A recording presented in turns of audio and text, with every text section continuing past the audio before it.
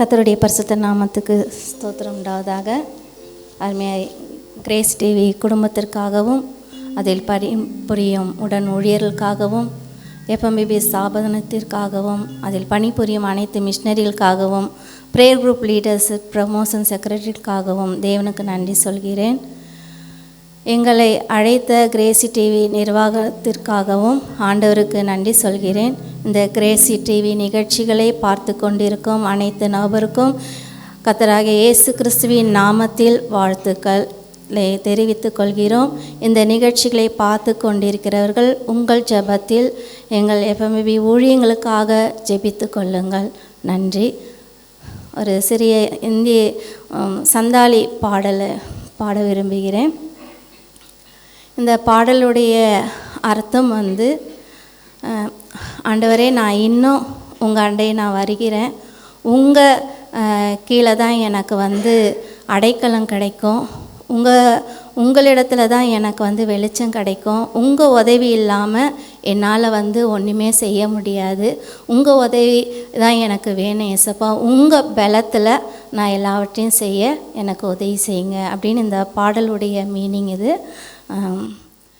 Ingon Jisu ijukana ama umulre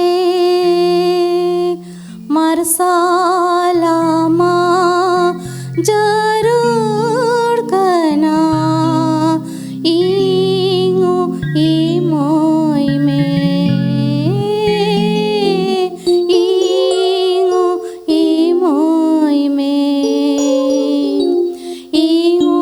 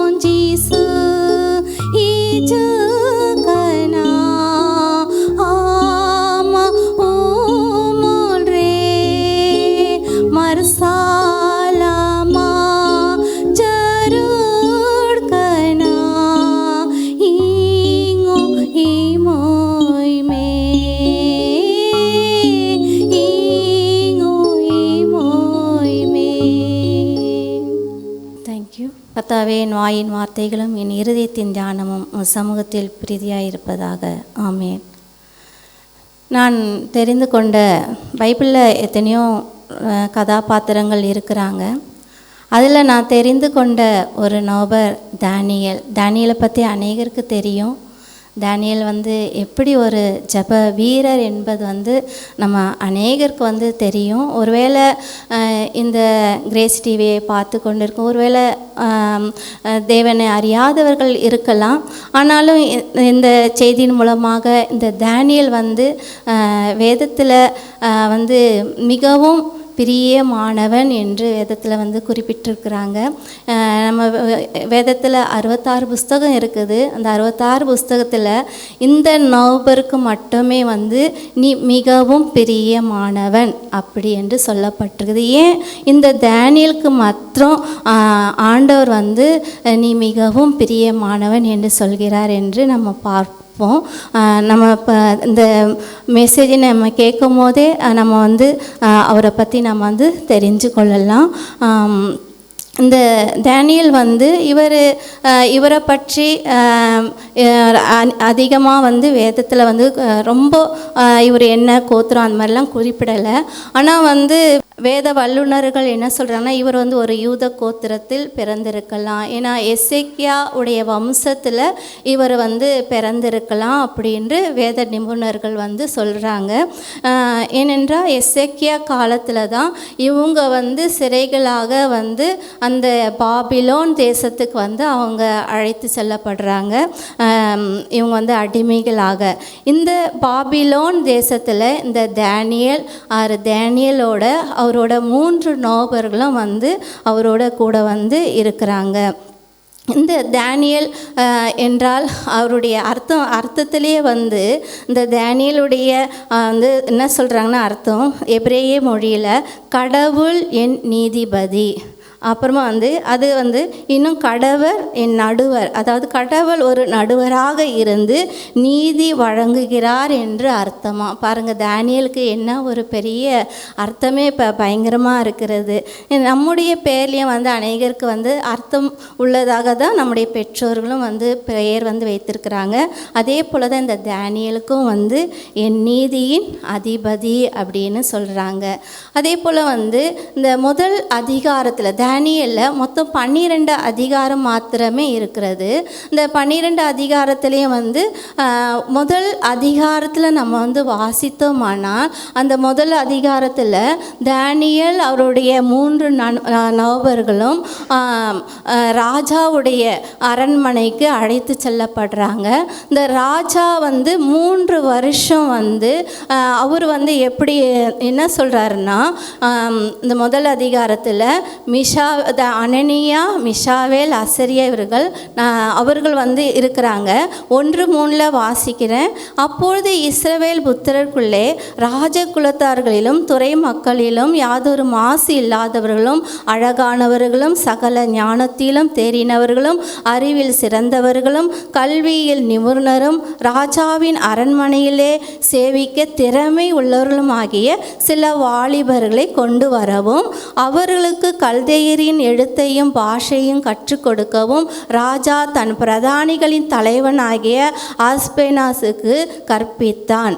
ராஜா தான் குடிக்கும் திராட்சரசத்திலும் தினம் ஒரு பங்கை அவர்களுக்கு நியமித்து அவர்களை 3 வருஷம் வளர்க்கவும் அதன் முடிவிலே அவர்கள் ராஜாவுக்கு முன்பாக நிற்கும்படி செய்யவும் கட்டளையிட்டான். இங்கே பாருங்கள், இந்த 1ஆம் அதிகாரத்தில் 1 to 5 வசனங்கள் நான் வாசித்தேன். இதில் ராஜா இப்படிப்பட்டவர்களை தேர்ந்தெடுக்கணும். அவருடைய அரசாங்கத்தில் அவர் தேர்ந்தெடுத்து அவர்களுக்கு இந்த பதவியே கொடுக்கணும்னு ஆசைப்படுறாங்க. 3 வருஷமும் ராஜா எதை சாப்பிட்றாரோ அதை தான் அவர்கள் அந்த ட்ரைனிங்கில் உள்ளவங்க அவங்க சாப்பிடணும். ராஜா எதை குடிக்கிறாரோ அதை தான் அவர்களும் பானம் பண்ணணும் அப்படின்னு அவர் கட்டளையிடுறாங்க. ஆனால் தானியேல் வந்து அவர் வந்து தீர்மானம் பண்ணுறார், இருதயத்தில் தீர்மானம் பண்ணுறாங்க. ஏன்னா அந்த காலத்தில் வந்து ராஜாக்களை வந்து தெய்வமாக வணங்கி கொண்டு இருந்தாங்க. அவங்களுக்கு முதலாவது படைத்த பின்பு தான் மற்றவங்களுக்கு அவர்கள் வந்து அந்த உணவுகளை வந்து பரிமாறுவாங்க. அதே போல் அந்த ராஜா வந்து சாப்பிட்ட பிறகு அவர் வந்து குடித்து அவர் வந்து என்ன பண்ணுவாங்கன்னா, சாப்பிட்ட பிறகு அவரை அவரை சந்தோஷப்படுத்துறதுக்கு பானங்கள், குடி பானங்கள், மது பானங்களை வந்து கொடுப்பாங்களாம். அதன் பின்பு மற்றவர்களும் அதை அருந்துவார்களாம். அதனால தான் தானியேல் வந்து என்னுடைய இருதயத்தை போஜனத்தினாலேயோ மற்ற பானங்களினாலேயோ என் இருதயத்தை தீட்டுப்படுத்தக்கூடாது என்று தீர்மானம் பண்ணினார். அவர் மாத்திரமில்லை, அவரோட கூட இருக்கும் அவருடைய நண்பர்களுக்கும் கட்டளையிட்டார், நம்ம வந்து சேர்ந்து ஜெபம் பண்ணுவோம், நம்ம வந்து கூடி நம்ம இப்படிப்பட்ட காரியங்களிலிருந்து நம்ம வந்து தவிர்ப்போம் அப்படின்னு சொல்லி அவங்க தீர்மானம் எடுக்கிறாங்க. அந்த தீர்மானத்தை ராஜா கட்டளையிட்ட அந்த பிரதானி கிட்ட சொல்கிறாங்க, எங்களை ஒரு 10 நாள் மாத்திரம் நீங்கள் டெஸ்ட் பண்ணுங்க, எங்களுக்கு பருப்பு, காய்கறிகள், கீரைகள் இப்படிப்பட்டதை மாத்திரம் எங்களுக்கு கொடுங்க, மற்ற எதுவுமே மாமிசம் எதுவுமே எங்களுக்கு வேண்டான்னு சொல்கிறாங்க.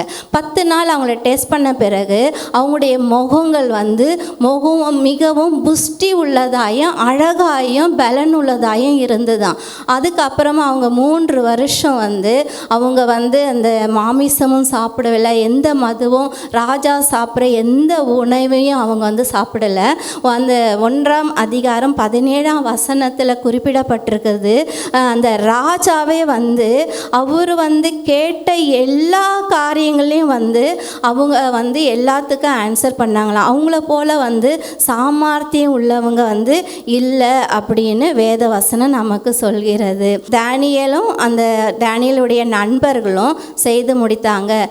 20ஆம் வசனம் நான் வாசிக்கிறேன். 1ஆம் அதிகாரம் 20. ஞானத்துக்கும் புத்திக்கும் அடுத்த எந்த விஷயத்தில் ராஜா அவர்களை கேட்டு விசாரித்தானோ அதிலே தன் ராஜ்யம் எங்கும் உள்ள சகல சாஸ்திரிகளையும் ஜோசியர்களையும் அவர்களை 10 மடங்கு சாமர்த்தியராக கண்டான். பாருங்க, அவங்க வந்து வெறுமனே வந்து வெறும் பருப்பு வகைகளையும் காய்களையும் சாப்பிட்டாங்க. அவங்க வந்து மற்றவர்களை காட்டிலும் 10 மடங்கு வந்து சாமர்த்தியராக இருக்கிறத அவங்க வந்து ராஜா வந்து கண்டு அவங்கள வந்து உயர்ந்த ஸ்தானத்தில் வந்து அவங்களுக்கு வந்து ஒரு நல்ல ஒரு போஸ்ட்டை வந்து இந்த ராஜா வந்து கொடுக்குறாரு. அதுக்கப்புறமா வந்து நம்ம வந்து பார்க்குறோம். ஏன்னா அவங்க ஃபஸ்ட்டு வந்து இருதயத்தில் ஃபஸ்ட்டு தீர்மானிக்கிறாங்க.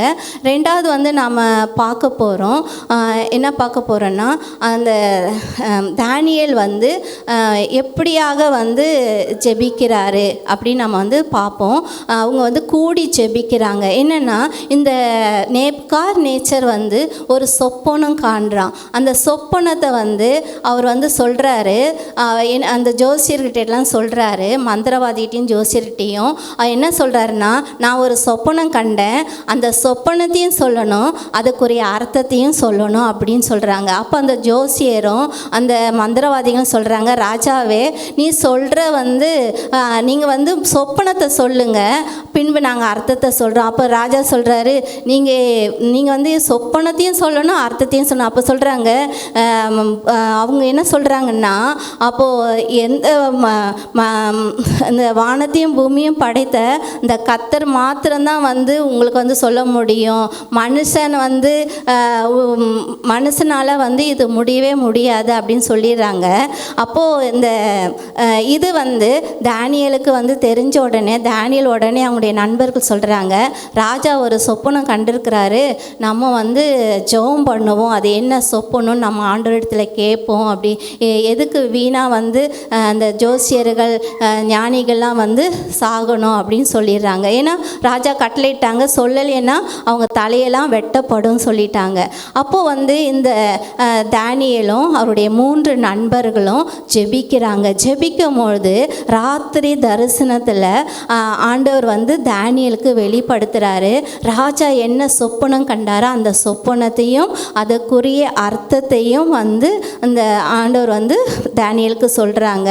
அப்போ நம்ம வந்து கூடி ஜெபிக்கணும். கூடி ஜெபிக்கும் பொழுது ஆண்டவர் நமக்கும் தானியேலுக்கு எதை வெளிப்படுத்தினாரோ அதை நமக்கும் ஆண்டவர் என்ன பண்ணுவார், வெளிப்படுத்துவார். இப்போ நாங்கள் ஜார்க்கண்ட் மாநிலத்தில் இருக்கிறோம். ஜாய்பஞ்ச் டிஸ்ட்ரிக்டில் நாங்கள் இப்போ ஊழியம் செய்து கொண்டு இருக்கிறோம். இதுக்கு முன்னாடி நாங்கள் வந்து கதுவா என்ற பணிதளத்தில் ஊழியம் செஞ்சோம். அங்கே வந்து ஒரு பீகாரி சோரன் அவர் வந்து கிட்டத்தட்ட எத்தனையோ ஆண்டுகளாக பிசாசு பிடிச்சு பைத்தியமாக சுற்றி கொண்டு இருந்தார். அநேகரை வந்து கொலை செஞ்சிருக்கிறாரு. அது மாத்திரமல்ல, நிறைய ஆடு மாடுகளெல்லாம் வந்து அவர் வந்து கொன்று இருக்கிறாரு. அவர் பெற்ற பிள்ளைகள் 6 பிள்ளைகளை அவரே கொன்று போட்டிருக்கிறாரு. இப்படி வந்து அந்த மனிதன் வந்து ஒரு கொடூரமான ஒரு மனிதனாக இருந்தார். ஒரு நாள் நாங்கள் அந்த பணிதளத்துக்கு புதிதாக சென்று இருந்தோம். அப்போ வந்து அந்த அங்கே வந்து நவம்பர் டிசம்பர்லலாம் ரொம்ப அதிகமான குளிர்காலமாக இருக்கும். சீக்கிரமாகவே வந்து 4 மணிக்கெல்லாம் வந்து இருட்ட ஆரம்பிச்சிடும். அப்போது ஒரு நாள் பிள்ளைங்க சொன்னாங்க, திதி நாங்கள் வந்து போக முடியாது, ஏன்னா இருட்டிடுச்சு. இப்படி ஒருத்தன் வந்து பீகாரி சோரன் ஒருத்தன் வந்து சுற்றிக்கிட்டு இருக்கிறான், அவன் எங்களெல்லாம் கொன்று போட்டுருவான் அப்படின்னு சொன்னாங்க. ஏன்னா அவன் வந்து எங்கே இருக்கிறானே கண்டுபிடிக்க முடியாது. சில நேரத்தில் பார்த்திங்கன்னா பனை மரத்தில் ஏறி இருப்பான், சில நேரத்தில் பார்த்திங்கன்னா ஆலமரத்தில். அவன் எங்கே இருக்கிறானே கண்டுபிடிக்க முடியாது. ஆடைகள் உடுத்தி இருக்க மாட்டார், உடம்பெல்லாம் காயங்களாக தான் இருக்கும், தன்னைத்தானே கீறி கொண்டு இருப்பார். இப்படி வந்து வேதத்தில் எப்படி ஒரு லேகியோன் பிடித்த ஒரு மனிதன் இருந்தானோ அப்படியாக இந்த மனிதனும் இருந்தார். அப்போது வந்து நாங்கள் என்ன சொன்னோம்னா, நீங்கள் எல்லாருமே முழங்கால் படிட்டு ஜெபம் பண்ணுங்க. ஆண்டவர் உடனே அந்த லேகியோனை பிடித்த லேகியோன் பிசாசு பிடித்தவனை தான் எனக்கு காட்டினார். அப்போ நான் சொன்னேன், லேகியோனை வந்து தேடி வந்து இயேசு வந்து அவனை மாற்ற முடியுமானால் நம்ம இங்கே ஜெபிக்கிற ஜெபம் அவன் எந்த காட்டில் இருந்தாலும் சரி, எந்த இடத்துல இருந்தாலும் சரி, நம்ம ஒரு மனதோடு ஜெபம் பண்ணுவோம். ஆண்டவர் வந்து இன்றைக்கு விடுதலை தருவார் அப்படின்னு. கிட்டத்தட்ட வந்து ஒரு 103 பிள்ளைகள் வந்து அந்த பகல் நேர பராமரிப்பு, அதாவது எஃப்எம்பி மூலியமாக டேக்கர் சென்ட்ரு அங்கங்கே வந்து நாங்கள் வந்து பிள்ளைகளுக்கு கிராமங்களில் படிப்பு சொல்லி கொடுக்குறோம். பகலில் வந்துட்டு அவங்க வீட்டுங்களுக்கு போவாங்க. அந்த பிள்ளைகள் எல்லாரும் முழங்கால் படிட்டு நாங்கள் கண்ணீரோடு வானத்தை நோக்கி நாங்கள் அபயம் விட்டோம். ஆண்டவர் எங்களுடைய ஜெபத்தை கேட்டார். ஜெபத்தை கேட்டது மாத்திரமல்ல, அந்த மனிதனை சங்கிலி போட்டு சண்டே சர்வீஸுக்கு வந்து கொண்டு வந்தாங்க. அது வந்து கதுவா என்ற பணிதளத்தில் ஜொர்டிகா வில்லேஜ் இருக்குது, அங்கே நம்ம சபை இருக்குது. அந்த சபைக்கு சங்கிலி போட்டு கொண்டு வந்தாங்க. அந்த மனிதன் தெளிந்தவனாக இருந்தார். அதன் பின்பு அவர் வந்து அவருக்காக நாங்கள் செபித்தோம். அவங்களுடைய மனைவியும் கூட இருந்தாங்க. பின்பு அவர் தொடர்ந்து சபைக்கு வர ஆரம்பித்தாங்க. அவர் ஞானஸ்தானம் பெற்று இன்றைக்கு சாட்சியாக இருக்கிறாங்க. இன்றைக்கு அவருக்கு பிள்ளைகள் இல்லாவிட்டாலும் அவரும் அவர் மனைவியும் எங்கே ஜெபம் நடந்தாலும் ஃபேமிலியாகவே அவங்க போவாங்க. இப்படி ஆண்டவர் வந்து கூடி செபித்ததுனால ஆண்டவர் வந்து விடுதலை கொடுத்தார். எப்படி தானியேலும் அவருடைய நண்பர்களும் கூடி செபித்தார்களோ அவ்விதமாய் ஆண்டவர் அந்த பீகாரி சோதரனுக்கும் விடுதலை கொடுத்தார். இப்போ வந்து நம்ம 3வது பாயிண்ட் போவோம். தானியேல் வந்து மிகவும் தாழ்மையாக ஒரு மனிதன் என்று வேதத்தில் காணப்படுகிறது. இது வந்து நம்ம பார்க்க போனோம்னால் 5ஆம் அதிகாரம் 11லேருந்து அந்த அதிகாரம் முழுவதுமே நம்ம வாசித்தோம்னா நமக்கு புரியும். நான் 16வது வசனத்தை நான் படிக்கிறேன். பொருளை வெளிப்படுத்தவும் கருக்களானவைகளை தெளிவிக்கவும் உன்னாலே கூடும் என்று உன்னை குறித்து கேள்விப்பட்டேன். இப்பொழுதும் நீ இந்த எழுத்தை வாசிக்கவும் இதன் அர்த்தத்தை எனக்கு தெரிவிக்கவும் உன்னாலே கூடுமானால் நீ இரத்தாம்பரமும் கழுத்திலே பொற்சார பணியும் தரிக்கப்பட்டு ராஜ்யத்திலே 3ஆம் அதிபதியாய் இருப்பாய் என்றான். இது யார் சொல்கிறாங்கன்னா, அந்த நேபுகாத் நேச்சருடைய மகன் வந்து சொல்கிறாரு. இவர் வந்து பெல்ஷத்சார், இவர் வந்து ராஜா தன்னுடைய தகப்பன் மரித்த பிறகு இவர் அந்த மறுபடியும் அந்த ராஜாத்தில் அவர் வந்து அந்த பாபிலோன் தேசத்தை நடத்திக்கிறாரு. இவர் என்ன செய்கிறாருன்னா, ஆண்டவருடைய பாத்திரங்களில் அவர் என்ன பண்ணுறாருன்னா மதுபானங்களை ஊற்றி அவரும் அவருடைய மனைவிகளும் அவருடைய வப்பாட்டிகளும் குடித்தார்கள் என்று வேதத்தில் எழுதப்பட்டிருக்குது. அப்பொழுது என்ன ஆகுதுன்னா, அவருக்கு நேராக செவுரில் வந்து ஒரு கையுறுப்பு வந்து எழுதுது, மேனே மேனே தெக்கேல் என்று எழுதுது. அப்போது அவருக்கு வந்து அதை பார்த்த உடனே அவருடைய கை கால்கள் எல்லாம் வந்து நடுக்கம் கொடுத்து அவருடைய பலன் எல்லாம் குன்றி போய்விடுது. அப்போது வந்து அவர் வந்து சாஸ்திரிகளையும் ஜோஷியர்களையும் மந்திரவாதிகளையும் அழைக்கிறாங்க. இந்த எழுத்தை வந்து எனக்கு வந்து வாஸ்து சொல்லுங்க, இதனுடைய அர்த்தம் என்னன்னு சொல்லுங்க அப்படின்னு சொல்கிறாங்க. அப்பொழுது அவங்களுடைய தாயார் வந்து, இப்படி நம்முடைய ராஜ்யத்தில் நம்முடைய பாபிலோன் தேசத்தில் ஒரு மனுஷன் இருக்கிறான் தானியேல், அவனுக்குள்ள விசேஷ ஆவி இருக்குது, பரிசுத்த ஆவியானவர் அவனுக்குள்ள இருக்கிறாரு, அவன் மாத்திரம்தான் இந்த எழுத்தை வந்து வாசிக்க முடியும்னு சொல்கிறாரு. அப்போ தான் அவர் சொல்கிறாரு, இதை யார் வாசிக்கிறாங்களோ அவங்க என்னுடைய ராஜ்யத்தில் 2வது ஸ்தானத்தில் இருப்பாங்க அப்படின்னு அவர் வந்து சொல்கிறாரு. அது மாத்திரமல்ல, கழுத்தில் ரத்தாம்பரமும் கழுத்தில் சாரப்பணியும் தரிக்கப்பட்டு விலையுயர்ந்த ரத்தனங்கள் விலையுயர்ந்த பொன் ஆபரணங்கள் தரிக்கப்பட்டு 2வதாக இருப்பாருன்னு. இப்போ தானியேல் என்ன சொல்கிறாரு, அவர் வந்து ஒரு பொருளாசை உடையவராக இருப்பாரானால் அவர் என்ன பண்ணியிருப்பார், ரொம்ப சந்தோஷப்பட்டு ராஜாவே நான் உடனே சொல்கிறேன்னு சொல்லியிருப்பானா. அந்த தானியேல் வந்து அப்படி சொல்லலை. ஏன்னா அவருக்குள்ளே வந்து ஒரு வைராக்கியம், என்னுடைய தேவனுடைய ஆலய பாத்திரங்களில் என்னுடைய தேவனுடைய ஆலயத்தில் உள்ள பொருட்களில் இவர்கள் இப்படி மதுபானங்கள் அருந்திருக்கிறார்களே என்ற வேதனையோடு அவர் என்ன சொல்கிறாருன்னா, 17வது வசனம், அப்பொழுது தானியேல் ராஜா சமூகத்தில் பிரதியுத்தரமாக, உம்முடைய வெகுமானங்கள் உம்மிடத்திலேயே இருக்கட்டும், உம்முடைய பரிசுகளை வேறொருவனுக்கு கொடும், இந்த எழுத்தை நான் ராஜாவுக்கு வாசித்து இதன் அர்த்தத்தை தெரிவிப்பேன் என்றான். எவ்வளோ அருமையாக சொல்கிறார் பாருங்க. உம்முடைய பரிசு வந்து எனக்கு வேண்டாம், உங்களுடைய எதுவுமே எனக்கு வேண்டாம், அதெல்லாம் உங்களுக்கு விருப்பம்னா யாருக்காவது கொடுங்க, எனக்கு வேண்டாம் அப்படின்னு சொல்கிறாங்க. கிறிஸ்தவர்களாகிய நாமும் வந்து பொருளாசையை வெறுக்கிறவர்களாக இருக்கணும். இன்றைக்கி எத்தனை பேர் வந்து பண ஆசை உடையவர்களாக, நகை ஆசை, பொன்னாசை, வீடுக்கு மேலே வீடு கட்டுறாங்க, நகைக்கு மேலே நகைகளை குவித்து வைக்கிறாங்க.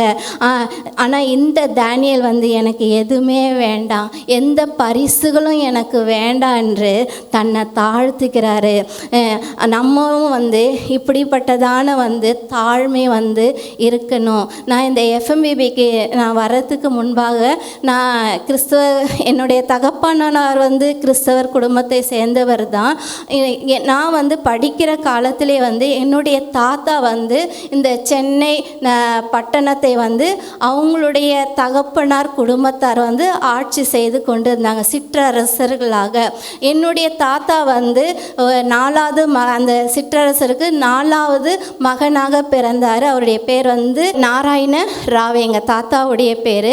அவர் வந்து வெள்ளக்காரனுடைய காலத்தில் இயேசுவை தன்னுடைய சொந்த ரட்சராக ஏற்றுக்கொண்டு ஜோசப் ராயல் என்று பேரை மாற்றிக்கொண்டார்.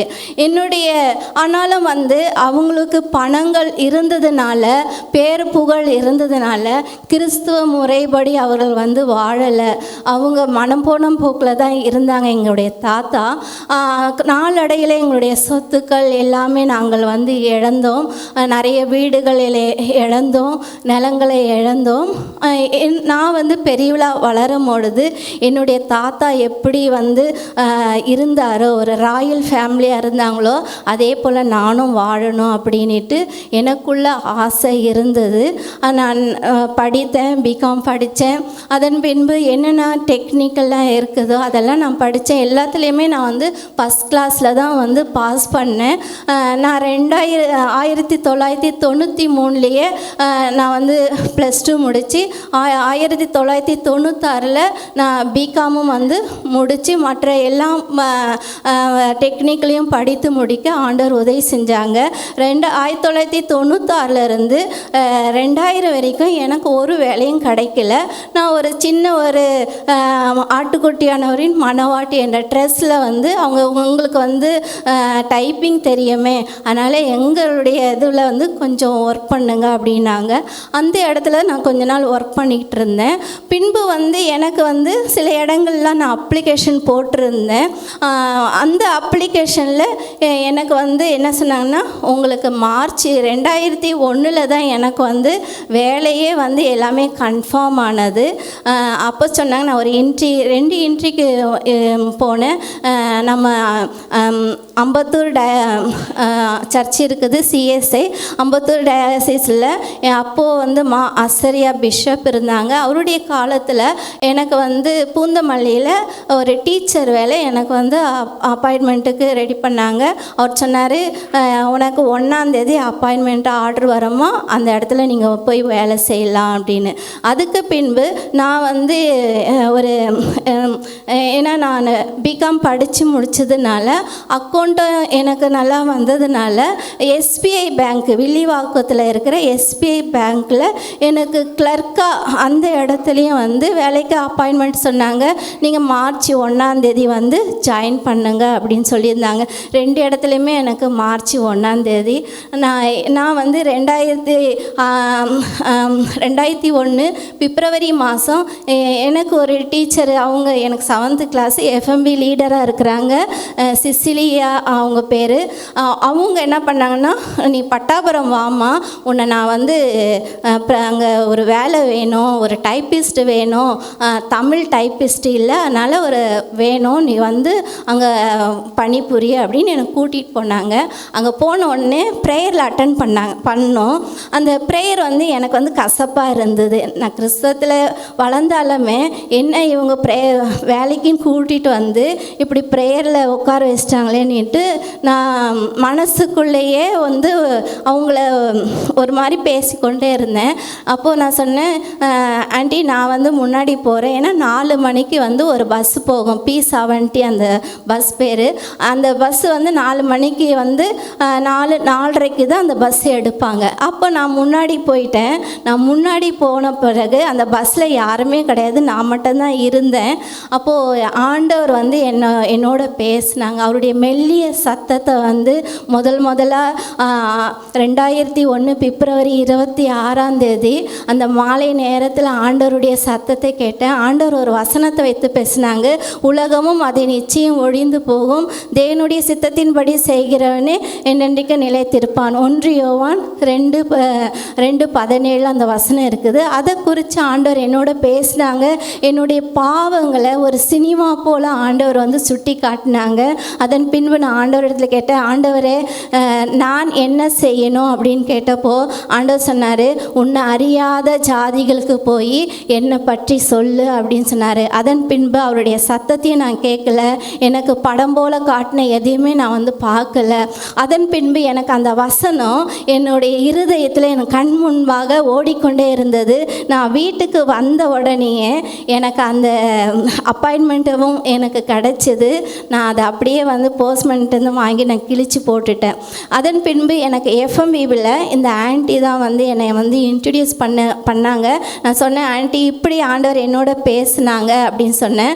அப்போது அவங்க சொன்னாங்க, இப்படி FMBB ஒரு நிறுவனம் இருக்குது இங்கே அம்பத்தூரில், வான்னு அவங்க என்னை கூட்டிகிட்டு போய் அவங்க தான் என்னை FMB முதலாக இன்ட்ரடியூஸ் பண்ணி விட்டாங்க.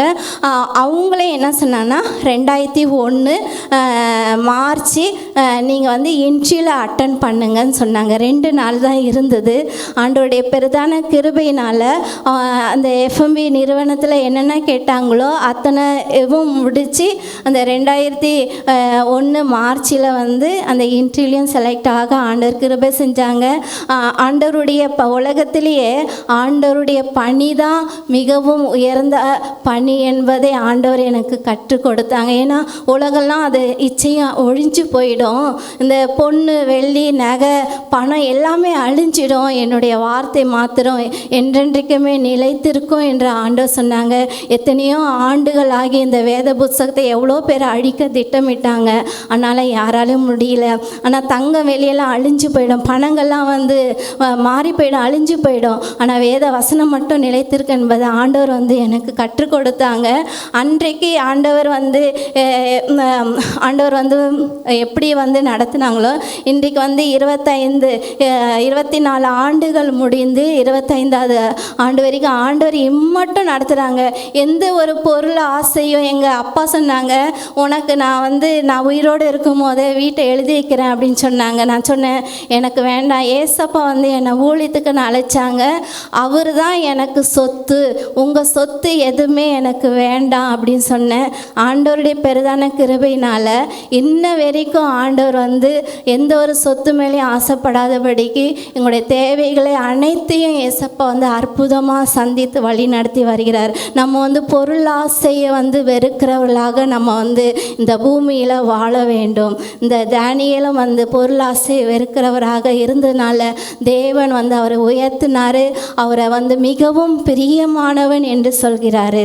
அதுபோல் 4வது பார்க்கும் பொழுது பாவ அறிக்கை ஜெபம் செய்கிறாரு. இந்த தானியேல் வந்து அவர் வந்து எந்த ஒரு பாவத்தையும் செய்யல. அவர் சிறு பையனாக இருக்கும் பொழுதே அடிமையாக பாபிலோன் தேசத்துக்கு அழைத்து செல்லப்படுறாரு.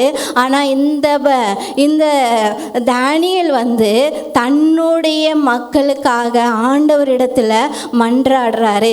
இது 9ஆம் அதிகாரம் 2வது வசனத்தில் நான் வாசிக்கிறேன், கேட்போம். தானியேலாகிய நான் எருசலேமின் பாழ்கடிப்புகள் நிறைவேறி தீர 70 வருஷம் செல்லும் என்று கர்த்தர் எரேமியா தீர்க்கதரிசியோடு சொல்லிய வருஷங்களின் தொகையை புஸ்தகத்தால் அறிந்து கொண்டேன். நான் உபவாசம் பண்ணி ரெட்டிலும் சாம்பலிலும் உட்கார்ந்து தேவனாகிய ஆண்டவரை ஜெபத்தினாலும் விண்ணப்பத்தினாலும் தேட என் முகத்தை அவருக்கு நேராக்கி என் தேவனாகிய கர்த்தரை நோக்கி ஜெபம் பண்ணி பாவ அறிக்கை செய்து, ஆண்டவரே, உம்மில் அன்பு கூர்ந்து உம்முடைய கற்பனைகளை கைக்கொள்கிறவர்களுக்கு உடன்படிக்கையும் கிருபையும் காக்கிற மகத்துவம் பயங்கரமான தேவனே, நாங்கள் பாவம் செய்து அக்கிரமக்காரராய் இருந்து துன்மார்க்கமாய் நடந்து கலகம் பண்ணி உம்முடைய கற்பனைகளையும் உம்முடைய நியாயங்களையும் விட்டு அகன்று போனோம். உமது நாமத்தினாலே எங்கள் ராஜாக்களோடும் எங்கள் பிரபுக்களோடும் எங்கள் பிதாக்களோடும் தேசத்தினுடைய சகல ஜனங்களோடும் பேசின தீர்க்கதரிசிகளாகிய உம்முடைய ஊழியக்காரருக்கு செவி கொடாமற் போனோம் என்று இந்த அதிகாரம் முழுவதும் நம்ம வாசித்தோம்னா அந்த தானியேல் வந்து அப்படி ஒரு பாவறிக்கை செய்கிறார். தன்னுடைய பிதாக்கள் செய்த பாவங்களை அறிக்கையிடுகிறார். 70 வருஷம் வந்து நீங்கள் அடிமைகளாக பாபிலோன்ல இருந்து பின்பு நீங்கள் எருசலேமுக்கு வருவீர்கள் என்று புஸ்தகத்தில் தான் அறிந்தார். இன்றைக்கு நம்ம கண் முன்பாக எவ்வளவோ நடக்கிறது, ஆனால் வந்து நம்ம பார்த்து கூட என்ன பண்ண மாட்டோம், மனம் வர மாட்டோம், நம்ம வந்து பாவ அறிக்கை செய்ய மாட்டோம். ஆனால் வந்து இந்த தானியேல் வந்து அவர் வந்து ஜெபிக்கிறாரு, பாவ அறிக்கை இடுகிறாரு. நாமளும் வந்து பாவ அறிக்கை செய்யணும். நம்முடைய பெற்றோர்கள் செய்த பாவங்கள், நம்முடைய முன்னோர்கள் செய்த பாவங்களை என்ன பண்ணணும், நம்முடைய தேசத்தார் செய்த பாவங்களை நம்ம என்ன பண்ணணும், அறிக்கையிடணும். அப்போ தான் வந்து ஆண்டவர் என்ன பண்ணுவார், நம்முடைய தேசத்துக்கு க்ஷேமத்தை தருவார். 2 நாளாகமம் 7:14 என்ன சொல்லுகிறது, நீங்கள் வந்து உங்களை தாழ்த்தி ஜெபிக்கும் பொழுது உங்கள் தேசத்துக்கு க்ஷேமத்தை கொடுப்பேன் என்று ஆண்டவர் சொல்கிறார். நம்ம தேசத்தில் எவ்வளோ வறுமைகள், எவ்வளவோ பிரச்சனைகள் இருக்குது. நம்ம என்ன பண்ணணும், நம்முடைய தேசத்தின் பாவங்களை அறிக்கை சொல்லி நம்ம என்ன பண்ணணும், ஜெபிக்கணும்.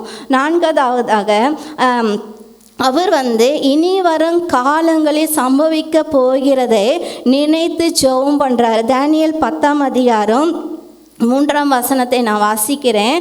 அந்த 3 வாரங்களாகிய நாட்கள் நிறைவேற மற்றும் ருசிகரமான அப்பத்தை நான் புசிக்கவும் இல்லை, இறைச்சி திராட்சரசமும் என் வாய்க்கில் போகவும் இல்லை, நான் பரிமள தைலம் பூசிக்கொள்ளவும் இல்லை என்று அவர் சொல்கிறார். நம்ம பாருங்க, ஆண்டவர் வந்து வரப்போகிற காலங்களை குறித்து தானியேலுக்கு சொப்பனத்தில் காட்டுறாங்க. காட்டின உடனே அவர் 3 வாரம் வந்து புசிக்க சரியா சரியானபடி அவர் ருசிகரமான உணவுகளை அருந்தவில்லை. ஏன்னா இவர் வந்து ராஜா அரண்மனையில் இருக்கிறாரு. ராஜாக்கு அடுத்த ஸ்தானத்தில் வந்து அவர் வந்து இருக்கிறாரு.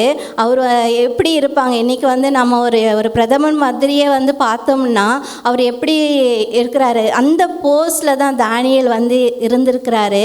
ஆனால் வந்து அவர் வந்து உடை கூட வந்து ஒரு சாதாரண உடை அணிந்திருக்கிறாரு. அது மாத்திரமல்ல, அவர் வந்து ருசிகரணமான எதுவுமே புசிக்காம 3 வாரம் வந்து அவர் வந்து உபவாசம் பண்ணி அவர் வந்து ஜெபத்தில் வந்து இருக்கிறாரு. நம்மளும் வந்து நம்முடைய தேசத்துக்காக நம்ம என்ன பண்ணணும், ஜெபிக்கணும். நாங்கள் வந்து இந்த கொரோனா காலங்களில் எங்களுடைய பிள்ளைங்கள் 2 பேருமே டோனாவூரில் இருந்தாங்க. அப்போது வந்து நாங்கள் வந்து கிட்டத்தட்ட ஒரு 90 நாட்கள் வந்து நாங்கள் வந்து எந்த மாம்சமும் நாங்கள் புசிக்கலை, ருசிகரணமான எதுவுமே நாங்கள் சாப்பிடலை. ஏன்னா மக்கள் வந்து அவ்வளோ மக்கள், ஆயிரமான மக்கள் வந்து செத்து கொண்டு இருந்தாங்க. இதெல்லாம் நாங்கள் இந்த யூடியூப்பில் பார்ப்போம், எப்படி நம்ம வந்து சாப்பிட முடியும். ஆனால் எங்கள் கூட இருந்தவங்கலாம் பார்த்தோம்னா அவங்க டெய்லி வந்து கறி மீன் சாப்பிடுவாங்க. சொல்லுவாங்க என்னென்னா, கொரோனா வந்துச்சுன்னா ஸ்ட்ரென்த்து வேணும், நம்ம வந்து சாப்பிடலைன்னா நமக்கு வந்து ரொம்ப கொரோனா தாக்குச்சுன்னா அப்போவே இறந்துடுவாங்க அப்படின்னு சொல்லுவாங்க எங்கள் கூட உள்ளவங்கெல்லாம். அப்போ நாங்கள் சொல்லுவோம், ஆண்டவர் அறியாமல் தலையிலேருந்து ஒரு முடி கூட என்ன ஆகாது, விழுந்து போகாது அப்படின்னு சொல்லுவோம். ஆனால் நாங்கள் வந்து வெறுமனே ஒரு கஞ்சி சோறு தான் செஞ்சு எப்பாவது ஒரு ட்ரிப்பு காய்கறி வாங்கி நாங்கள் செஞ்சு சாப்பிடுவோம். அதுவும் வந்து நான் வந்து ஒரு 2 வேளை சாப்பிடுவேன், என்னுடைய கணவரார் வந்து ஒரே ஒரு வேளை தான் சாப்பிடுவாங்க. அந்த கொரோனா எப்போ லாக்டவுன் வந்து போட்டாங்களோ 2.5 மாதத்துக்கு மேலே இருந்தது. அப்போ அந்த கிட்டத்தட்ட வந்து பிப்ரவரி மாதம் லென்த் டே ஆரம்பிச்சது. லென்த் டேலேருந்து கிட்டத்தட்ட மே மாதம் வரைக்கும் நாங்கள் எதுவுமே நாங்கள் புசிக்கவே இல்லை. மற்றவர்களை காட்டிலும் ஆண்டவர் எங்களை திடகார்த்தமாக தான் வைத்தாங்க. 3 முறை கொரோனா வந்து தாக்கியும் நாங்கள் இன்றைக்கும் ஜீவனோடு தான் இருக்கிறோம். ஒரே வீட்டில் தான் நாங்கள் இருந்தோம். அப்போது வந்து ஆண்டவர் வந்து எங்களுக்கு வந்து உதவி செஞ்சாங்க. ஏன்னா நம்ம வந்து மற்றவர்களுக்காக ஜெபிக்கும் பொழுது ஆண்டவர் வந்து நம்மளை வந்து பலப்படுத்திக்கிற தேவனாக நம்ம கூட இருக்கிறாரு. அழிந்து போகிற ஆத்துமாக்களுக்காக நம்ம என்ன பண்ணணும், ஜெபிக்கணும். இந்த தானியேல் வந்து வருங்காலங்களை நினைத்து, அவர் வந்து வருங்காலங்களில் கஷ்டப்படும் மக்களுக்காக நினைத்து அவர் தன்னைத்தானே வருத்தி அவர் வந்து ஜெபித்தாங்க. அதுபோல் நம்ம எந்த அளவுக்கு நம்முடைய சரீரத்தை ஒடுக்கி ஆண்டவருடைய சமூகத்தில் நம்ம காத்திருந்து ஜெபிக்கிறோமோ, மற்றவர்களுக்காக நம்ம கண்ணீர் விட்டு ஜெபிக்கும் பொழுது தான் ஆண்டவர் அவர்களுக்கும் விடுதலை தருவார், நமக்கும் ஆண்டவர் வந்து விடுதலை தருவார். இந்த தானியேல் வந்து அவர் வேண்டிக் கொள்வதற்கு முன்னமே, தூதன் அதான் சொல்கிறாரு, நீ வேண்டிக் கொள்வதற்கு முன்னமே உன்னுடைய வேண்டுதல் வந்து கேட்கப்பட்டதுப்பா அப்படின்னு சொல்கிறாங்க. நம்ம இந்த தானியேலை போல பரிசுத்தமான வாழ்க்கை வாழணும், இருதயத்தில் தீர்மானிக்கணும். நம்ம அசுத்தம் உள்ளவர்களாக இருந்தோம்னா நம்முடைய ஜெபம் வந்து பரலோகத்துக்கு போகாது, பாதியிலே நின்று விடும். நம்ம என்ன பண்ணோம், நம்ம பரிசுத்தம், இயேசு கிறிஸ்து வந்து பரிசுத்தம் உள்ளவர், அவரை போல பரிசுத்தம் உள்ளவங்க வந்து இந்த உலகத்தில் யாருமே கிடையாது. அப்படி வந்து அவர் வந்து ஒரு பரிசுத்தமான வாழ்க்கை வாழ்ந்தார். நாமளும் என்ன பண்ணணும், பரிசுத்தமான வாழ்க்கை வாழணும். அப்போ தான் நம்முடைய ஜெபங்கள் வந்து கேட்கப்படும். எங்களுடைய பிள்ளைகள் வந்து அந்த லாக்டவுனில் இருக்கும்பொழுது முதல் ட்ரெயின் விட்டாங்க. அந்த ட்ரெயினில் அவங்க வந்து சேர்ந்தாங்க. அதுக்கு முன்னாடி ஆண்டவர் வந்து ஒரு அதிகாலையில் ஒரு அம்மா வந்து 2 கிட்னியும் ஃபெயிலர் ஆகி இருக்கிறாங்க. எங்கள் கிட்டே இருந்தது 2000 ரூபாய் தான் இருந்தது. எங்கள் பிள்ளைங்க 2 பேரும் வந்து அவங்களுக்கு டிக்கெட்டு வாங்குவதற்கும் அவங்களுக்கு அந்த சாப்பாட்டு உணவுக்கும் நாங்கள் கரெக்டாக 2000 ரூபாய் வச்சுருந்தோம். அப்போது வந்து ஆண்டவர் சொல்கிறாரு, கரெக்டாக 3 மணிக்கு எழும்பி இந்த காசை கொண்டு போய் 2 நாளில் அந்த சகோதரி வந்து மறித்து போயிடுவாங்க. அந்த 2000 ரூபாவை நீ கொண்டு போய் என்ன பண்ணு, அவங்களுக்கு கொடுன்னு சொல்லிட்டாரு. நான் சொல்கிறேன், ஆண்டவரே என்கிட்ட இதை விட்டால் வேறு எதுவுமே கிடையாது, நீ கொடுன்ட்டார். நான் காலையில் எழுந்து என் கணவர்கிட்ட சொல்லி நாங்கள் 5 மணிக்கு நாங்கள் கிட்டத்தட்ட ஒரு 1.5-2 கிலோமீட்ரு பைக்கை நாங்கள் தள்ளிக்கிட்டே போய் ஒரு முள்வெளி பாதை வழியாக நாங்கள் போய் அந்த கிராமத்தை வந்து சென்றடைந்தோம். ஏன்னா லாக்டவுனில் போலீஸ் வந்து ரவுண்ட்ஸ் வந்துக்கிட்டே இருப்பாங்க. அதனால் அந்த கிராமத்துக்கு நாங்கள் போகணுமேன்ட்டு நாங்கள் விடிய காலையில் நாங்கள் போய் அந்த சகோதரியை பார்த்து அவங்கள பார்த்த உடனே அந்த சகோதரி எங்களை கிட்டத்தட்ட 1.5 மாதமாக அவங்க அந்த கட்டில் விட்டு எழுந்துக்கவே இல்லை. எங்களை பார்த்த உடனே எழுந்துச்சு உட்காந்து அந்த கலாச்சார மொழியில் ஜிசு மராங் சொல்லுவாங்க. ஜிசு மரானா ஏசு நல்லவர், ஏசு வந்து பெரியவர். ஜிசு மரானா ஏசு பெரியவர்னு என்று சொல்லுவாங்க. அந்த அம்மா சொல்லி வாங்க உட்காருங்கன்ட்டு அவங்க எங்கிட்ட தான் அன்பாக பேசினாங்க. நாங்கள் ஜோம் பண்ணிவிட்டு அந்த சகோதரி இடத்துல வந்து நாங்கள் அந்த காசை கொடுத்துட்டு நாங்கள் வந்தோம். அது மாத்திரம் இல்லை, நாங்கள் திரும்பி வரும்பொழுது இன்னொரு அதே பாதையில் வரும்பொழுது அந்த ஊரில் வந்து பகத்துன்னா பெரிய அவங்க வந்து ஜாதி மக்கள். அவங்க அந்த பகத்துள்ள ஒரு மனிதர் வந்து எங்களிடத்துல வந்து எங்கள் வீட்டில் வந்து நீங்கள் ஜோம் பண்ண வாங்க அப்படின்னு சொன்னாங்க. அப்போது நாங்கள் கேட்டோம் என்ன ஆச்சு, நீங்கள் 2 நாளைக்கு முன்னாடி வந்திருந்தா என் பிள்ளை வந்து இறந்துருக்காது. ஏன்னா அந்த லாக்டவுனில் டாக்டர் ஹாஸ்பிட்டலில் யாருமே எங்களை ஏற்றுக்கொள்ளலை. நாங்கள் எவ்வளவோ வந்து பூஜைலாம் பண்ணோம், ஆனாலும் வந்து எங்கள் பிள்ளை வந்து பிழைக்கவே இல்லை அப்படின்னு சொன்னார். அப்போ என்னுடைய மனைவி என் பிள்ளை இறந்ததுனால பைத்தியமாக ஆயிட்டா, அந்த கல்லறையை விட்டு வரவே இல்லை அப்படின்னு சொன்னாங்க. அப்போ என்னுடைய மனைவி கிட்ட நீங்கள் வந்து பேசுங்க அப்படின்னு அந்த மனிதர் எங்களை கூட்டி கொண்டு போனாங்க. நாங்கள் அந்த மனிதருடைய மனைவியை நாங்கள் பார்த்து அவங்க இடத்துல நாங்கள் பேசினோம். எங்கள் இடத்துல அவங்க அன்பாக பேசினாங்க. அது மாத்திரமில்ல அவங்க சொன்னாங்க, எங்களுக்காக நீங்கள் ஜோம் பண்ணுவீங்களா அப்படின்னு கேட்டாங்க. அம்மா, நாங்கள் ஏசு கிறிஸ்து வந்து எல்லாருக்குமாக தான் வந்தார், ஒரு கூட்டத்துக்காக வரல. கிறிஸ்து வந்து ஒரு மதம் கிடையாது.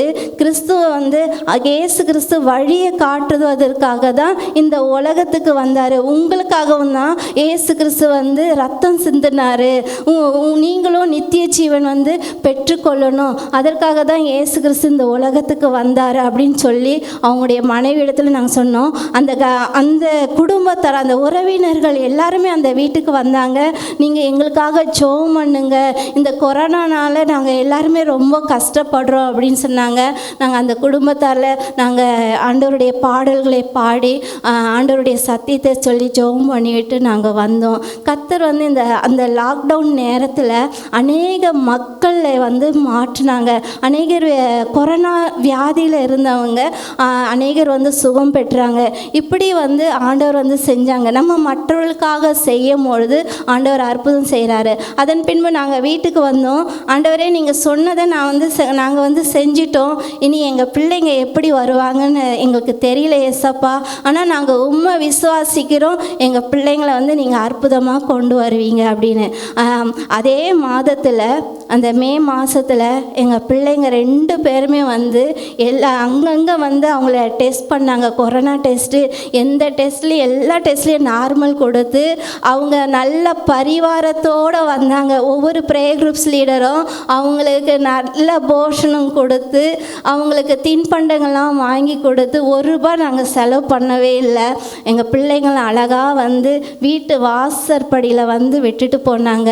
கவர்மெண்ட் வந்து அந்த அளவுக்கு வந்து ரொம்ப அவங்க வந்து அருமையாக செஞ்சாங்க. அந்த கொரோனா காலங்களில் ஒரு பஸ்ஸே அரேஞ்ச் பண்ணிட்டாங்க. ஜார்க்கண்டில் உள்ள முக்கியம் வந்து ஒரு பெரிய பஸ்ஸே அரேஞ்ச் பண்ணி அழகாக ஒவ்வொரு பிள்ளைகளையும் வந்து அந்தந்த இடங்களை விடணும் அப்படின்னு சொல்லி அவங்களும் இது பண்ணாங்க.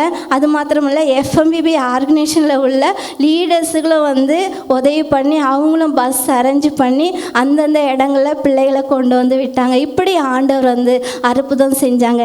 நம்ம வந்து ஜெபம் பண்ணும்போது, நம்முடைய சரீரத்தை ஒடுக்கி நாம் ஜெபம் பண்ணும் பொழுது ஆண்டவர் அற்புதங்களை செய்கிற தேவனாக இருக்கிறாரு. அது மாத்திரமல்ல, நிறைய மக்கள் வந்து ஏசப்பாவை ஏற்றுக்கொண்டாங்க. பயத்தில் மக்கள் வந்து இருந்தாங்க. அந்த பயத்தின் ஆவியே ஆண்டவர் வந்து மக்களை விட்டு அகற்றினார். அதற்காக ஆண்டவருக்கு நன்றி சொல்கிறேன். இப்படி வந்து இந்த தானியேல் மூலமாக நம்ம அநேக காரியங்களை படிக்கிறோம். முதலாவது அவர் வந்து தீர்மானம் பண்ணார். ரெண்டாவது வந்து அவர் வந்து நண்பர்களுடன் வந்து கூடி ஜெபித்தாங்க. மூன்றாவது வந்து பொருளாசையை வந்து வெறுக்கிறவராக இருந்தார். நாலாவது வந்து தன்னுடைய தேசத்திற்காக வருங்காலங்களில் மக்கள் கொடிய காலங்களில் மாட்டிக்கொள்ளக்கூட அவர்கள் காப்பாற்றப்பட வேண்டும் என்பதற்காக அவர் வந்து ஜெபிக்கிறவராக, தன்னுடைய சரீரத்தை ஒடுக்கி ஜெபிக்கிறவராக காணப்பட்டார். அதனால தான் நீ எனக்கு மிகவும் பிரியமானவன் என்று ஆண்டவர் சொல்கிறார். இந்த நாளில் ஆண்டவர் நம்மை பார்த்து சொல்ல, நீ எனக்கு மிகவும் பிரியமானவள், என் மகனே என் மகளே நீ எனக்கு மிகவும் பிரியமானவள் என்று ஆண்டவர் நம்மையும் பார்த்து சொல்கிறாரு. நம்மளும் இந்த தானியேலை போல நம்மளும் இந்த இப்படிப்பட்ட காரியங்களை நம்மளை இருக்கும் பொழுது ஆண்டவர் நம்மளையும் பார்த்து நீ எனக்கு மிகவும் பிரியமானவன் என்று சொல்லுவார். கர்த்தர் தாமே இந்த வார்த்தைகளை ஆசீர்வதிப்பாராக. ஆமேன்.